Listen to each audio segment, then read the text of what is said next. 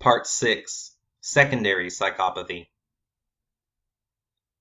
It could be quite persuasively argued that psychopathy, in this non-genetic, secondary form, poses an even greater threat to humanity than those grave dangers posed by that of primary psychopathy.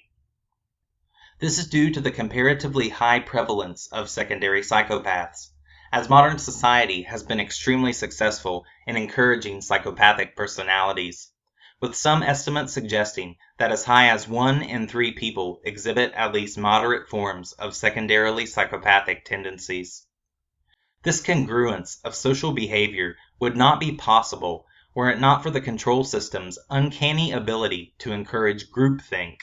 a system of thought whereby members of the group reach consensus conclusions without critically analyzing specific ideas and concepts.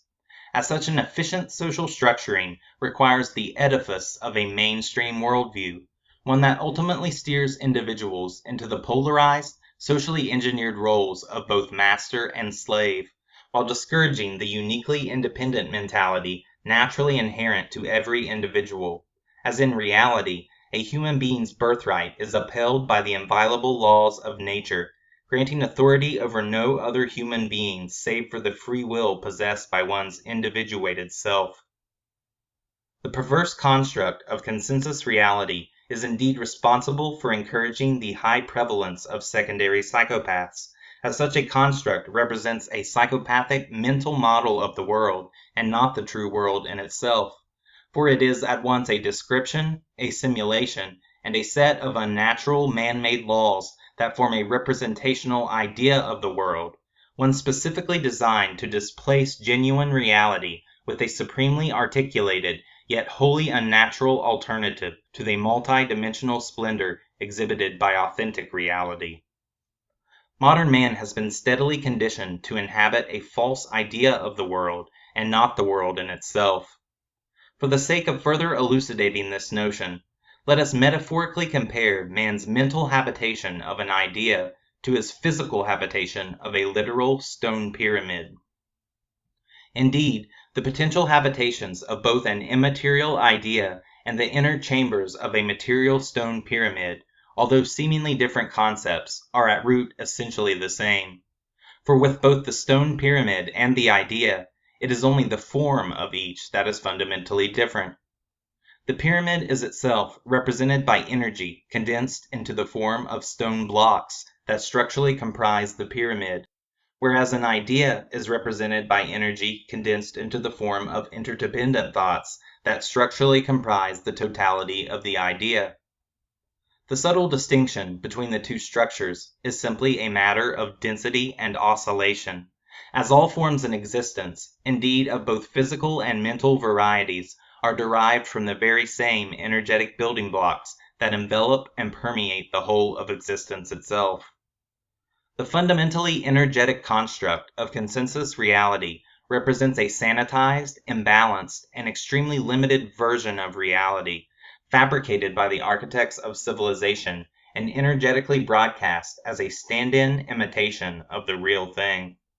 In order for this distorted version of reality to function in a manner that most adequately supplements the system, the people's consent is fundamentally forever required.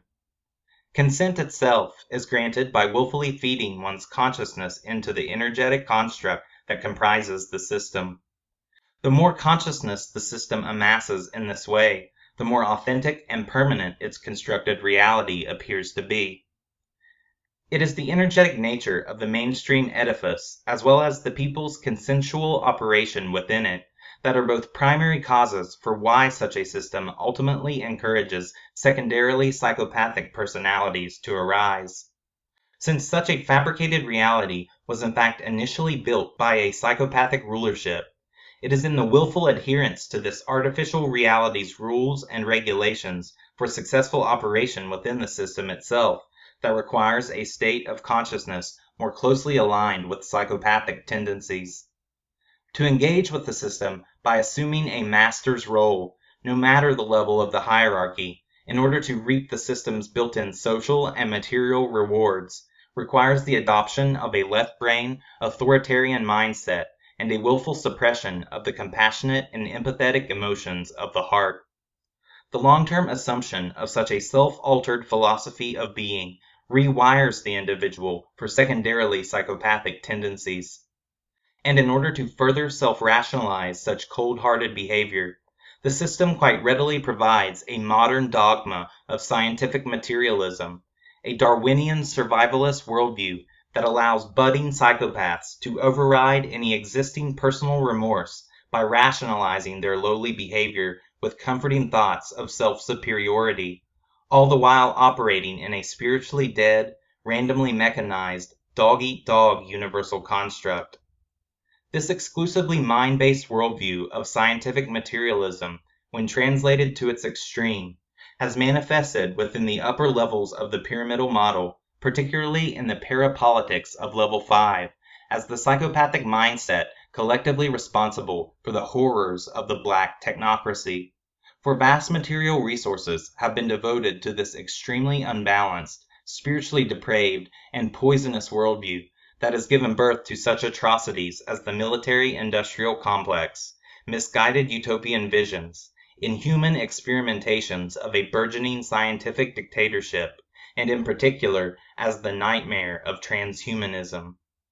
The idea that a singularity of artificial intelligence could surpass the sentient, holistic intelligence of a human being is itself patently ridiculous and is indicative of a fundamental misapprehension of the nature and source of consciousness itself,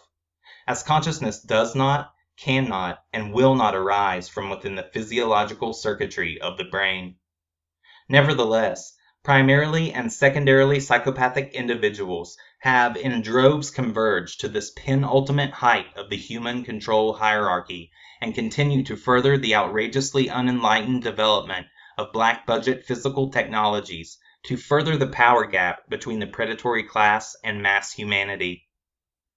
Prolonged secrecy in the long-term parasitic accrual of vast material resources has caused the technological divide to become so fully widened that some researchers suggest the reality of a breakaway civilization, that is, from the order of the highest elements of the parapolitical level upward, the ruling elites now possess such highly advanced technological capabilities that they are able to travel and potentially populate the depths of the solar system, perhaps even engaging in travel of an interstellar nature.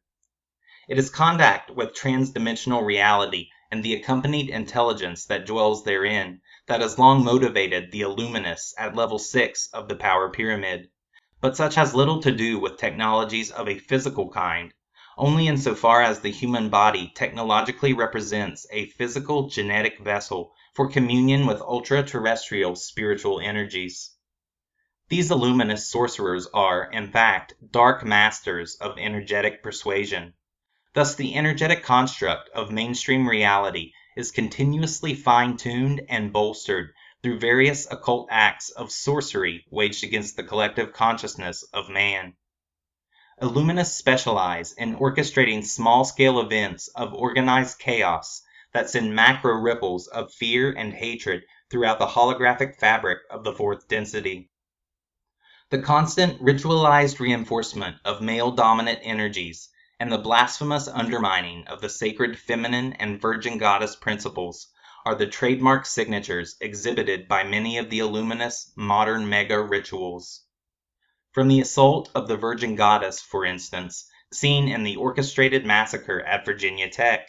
to the subversions of the goddess Columbia in the sacrificial slaughter at Columbine and the ritual incineration of the Columbia Space Shuttle, or in particular, by the ultimate attack of the sacred union of the divine masculine and feminine energies seen in the sorcerous masterwork of our current psychopathic Golden Age, the events of September 11, 2001, the intent is the same: to create, through numerological and symbolic significance, an energetic resonance pattern characterized by an overtly male, unbalanced spiritual archetype of trauma and fear-based energy that, when witnessed and vicariously experienced on a massive scale, will widely resonate on a macro level throughout the whole of society to reinforce the matrix of a psychopathic mainstream paradigm, discouraging quintessentially human emotions of care, compassion, and loving truth within the collective consciousness of humanity. 9/11 itself truly represented the premier ritual event of a contemporary golden age of psychopathy, as it combined the latest gadgets of the technotronic era with the darkest sorceries of high chaos magic for a spectacular mega ritual witnessed on a truly global scale, covering all bases of the latest physical and darkest metaphysical technologies. The events of that day embodied elitist psychopathy in its purest form, for it addressed both dimensional facets of the elitist paradigm, from the third density reality of scientific materialism to the fourth density reality of dark spiritualism. 9/11 was the collective epitome of psychopathic proliferation and the symbolic marker of an age, for it combined the highest sequestered technologies of the black technocracy, such as the weaponization of free energy technology and a blue beam-like holography, with the highest elements of ritual Illuminism seen in dark Freemasonry, Tarot, and Kabbalah, ensuring that none of the events witnessed and experienced on that day even remotely resembled what they seemed to be, creating an interdimensionally penetrating resonance of deception and trauma that on a subconscious level served to triumphantly hail the dark reality of a psychopathic golden age. Indeed, the ultimate purpose of 9/11 was not political or economic, but sorcerous, for attaining control over the dreaming mind of man, and the harnessing and marshalling of its forces was the omnipotent driving force of such a psychopathic scenario of malice and degradation. The transformation of humanity was the authentic motive for 9/11 and the ultimate goal of the parasitic predatory class. In consideration of the constant retuning and reinforcing of the consensus energetic construct, it is no wonder that secondary psychopathy continues to proliferate, as environmental factors, particularly of an energetic variety, are in part epigenetically responsible for physical changes within individual biology. In epigenetics, certain base pairings of genetic expressions in DNA and RNA are either activated or made dormant due to emotive vibratory energies of consciousness. This in fact means that an individual's neurophysiology can, over time, begin to transform itself into the specific physiology seen in true genetic psychopathy, due to the body's constant contact with society's manufactured psychopathic energies. The perpetual violence and cruelty seen in our modern world, then, now makes more sense, as we have now quite thoroughly elucidated this genetic and indeed energetically contagious disease of psychopathy. We have explored the human physiology's genetic and epigenetic interface with the condition, and have evaluated the psychopathic nature of our contemporary society, assessing the psychopathic rulership atop society's power hierarchy. But to fully complete our holistic analysis of the disorder, we must consider psychopathy from a more metaphysically spiritual perspective.